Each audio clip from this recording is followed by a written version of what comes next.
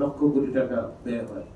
দুইটি খাতকে নিয়ে, একটি হলো শিক্ষা এবং স্বাস্থ্য, অন্যান্য 2 বছর 3 বছর ওই অনুন্নয়ন খাতগুলো বন্ধ করে দিয়ে লক্ষ লক্ষ কোটি টাকা বাংলাদেশের এই দুইটি খাতে যদি আমরা ব্যয় করতে পারি, তাহলে বাংলাদেশের বছরে 15 থেকে 20 লক্ষ কোটি টাকা বিদেশে যে ব্যয় হয়, যে টাকাটা বিদেশে যায়, এই টাকাটা যাওয়া বন্ধ হয়ে যাবে, বাংলাদেশ অনেক উন্নত হবে।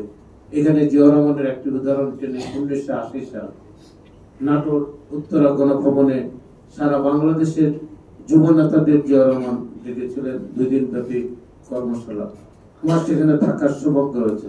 উনি বলেছেন যে আপনার জীবন থেকে সৎভাবে 5টি বছর আপনি সৎ থাকেন, রাষ্ট্রের সকল পর্যায়ে আপনি যে যেখানে আছেন, আপনার জীবন থেকে 5টি বছর আপনি সৎভাবে রাষ্ট্রের জন্য ব্যয় করেন, রাষ্ট্রটি 25 বছর এগিয়ে যাবে। অতএব আজকে তারেক রহমান জিয়া রহমানের প্রতিচ্ছবি। উনি যে রাষ্ট্রীয় ক্ষমতা আসে 5 বছর দলকে, রাষ্ট্রকে, প্রশাসনকে সঠিকভাবে জিয়া রহমানের শেষ সৎ কাজ করে, এইরকম কোন আর ফাউন্ডেশন নাই পৃথিবীতেই। শুধুমাত্র পথ নবজাতক নিয়ে কাজ করে এই ফাউন্ডেশনের একমাত্র ফাউন্ডেশন। বাংলাদেশে পথ শিশুদের নিয়ে কাজ করে অনেকগুলো এনজিও আছে, প্রতিষ্ঠান আছে, কিন্তু পথ নবজাতক নিয়ে কাজ করে এরকম নেই। কারণ এটা সেন্সিটিভ একটা ইস্যু স্যার, কারণ লাইফ সাপোর্টের ব্যাপার, ক্রিটিক্যাল চিকিৎসা দেওয়া লাগে, এরকম কোনো সংস্থান সব জায়গায় করার সুযোগ নেই। সেই জন্য আপনি যদি স্যার আমাদের প্রতি একটু নজর দেন, আমাদের যদি একটু তাকিয়ে যান, আমাদেরকে যদি একটু খেয়াল রাখেন, তাহলে আমরা এই নবজাতকের প্রথম ইটা হলো যে বাংলাদেশের 64টা ডিস্ট্রিক্টের প্রত্যেকটা মানুষ জানবে যে বাচ্চাগুলো ফেলে দেওয়া দরকার নেই, তাদের চিকিৎসার ব্যবস্থা আছে এবং তার লালন-পালনের ব্যবস্থা আছে, পরিবার পালনের ব্যবস্থা আছে। দ্বিতীয়ত স্যার এই হাসপাতালে শুনেছেন স্যার বেশ কিছু প্রতিকূলতার মধ্যে, তার সবচেয়ে বড় প্রতিকূলতার সামনের এই রাস্তা স্যার দেখছেন, ছোট্ট একটা রাস্তা আসতে পারে, এটা স্যার আপনি একটু নজর দিবেন। তৃতীয়ত স্যার আপনার প্রতি আমার বিনীত অনুরোধ থাকবে, এই মহতি কাজে আপনি আমাদের দলের যারা ভারপ্রাপ্ত চেয়ারম্যান তারেক রহমান সাহেবকে স্যার অবশ্যই আপনি নিজে একটু অবগত করবেন স্যার, প্লাস আপনার প্রতি আমরা ঋণী থাকবো। একটা কাজে যে একটা শরীর আমরা আমাদের যারা সাংবাদিক, ইলেকট্রনিক প্রিন্টিং মিডিয়ার বন্ধুরা যারা আসছেন, তারা অনেকক্ষণ বসেছিলেন, অনেক আসলে সময় দিয়েছেন। আপনাদের প্রতি আমরা কৃতজ্ঞতা, কারণ আপনাদের ছাড়া এই সংবাদ কোথায় প্রচার করা সম্ভব না। আজকে এই পর্যায়ে আসতে পেরেছি আপনাদের সহযোগিতার কারণে। আপনারা আপনাদের সহযোগিতা একটু বজায় রাখবেন, এই প্রত্যাশা থাকবে। এই মুহূর্তে এই বলে আমি আমার বক্তব্য।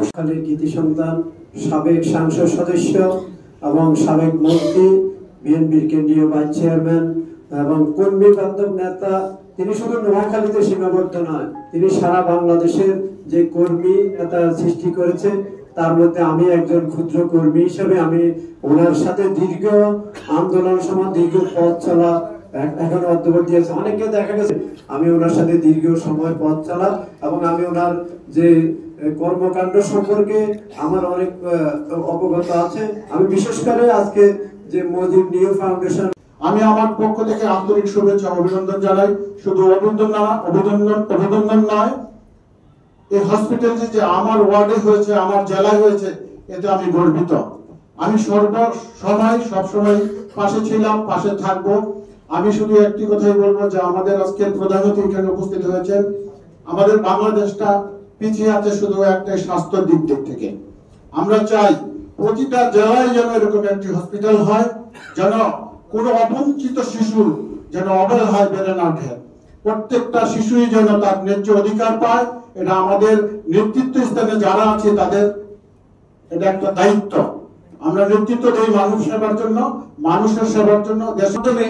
এদেশে এরকম ফেলে দেওয়া শিশুরা যেন অন্তত তার যত্নে, তার চিকিৎসায়, তার তত্ত্বাবধানে বেড়ে ওঠে। সে শুধু 63 জন না, অন্তত মানে সব মানুষের, অন্তত বাংলাদেশের জন্য এরকম ভাবে এই সচেতনতা সৃষ্টি হয়, যার কারণে একটি শিশুকে যেন কেউ রাস্তায় ফেলে না দেওয়া হয়। তবে